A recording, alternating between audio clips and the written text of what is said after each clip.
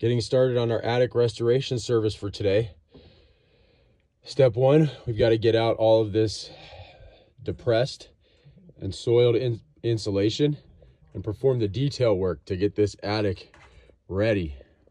As you can tell, there are droppings like this scattered all throughout the attic, worse in some spots.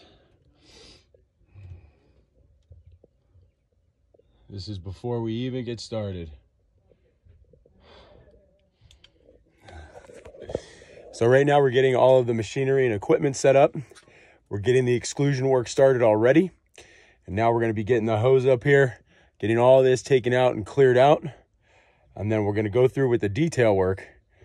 And that will be ready for our follow-ups where we can confirm the activity is gone before we blow in the new insulation and get it fresh and clean.